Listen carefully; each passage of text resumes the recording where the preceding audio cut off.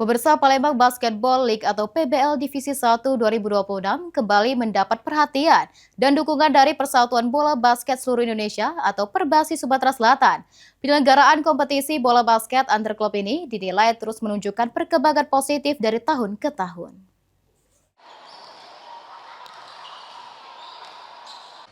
Ketua Perbasi Sumatera Selatan, Muhammad Hidayat, menyampaikan rasa syukur atas bergulirnya kembali PBL Divisi 1 pada tahun 2026, mengingat penyelenggaraan PBL Divisi 1 tahun ini telah mengalami berbagai perbaikan dan perubahan dibandingkan musim-musim sebelumnya, mulai dari sistem kompetisi, manajemen penyelenggaraan, hingga peningkatan kualitas pelaksanaan pertandingan.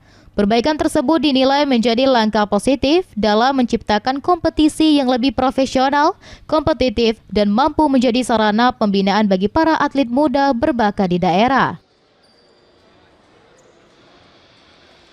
Alhamdulillah tadi lihat dari skor dan permainan sangat kompetitif ya. Jadi ini merupakan suatu ajang yang luar biasa untuk Divisi 1 karena ini adalah tingkat yang paling tertinggi untuk event di Kota Palembang. Ya harapannya ya pemain semakin banyak tumbuh dan klub-klub juga intens untuk melaksanakan kegiatan karena ya Kota Palembang sudah banyak tempat-tempat yang sangat memadai dan memang untuk event.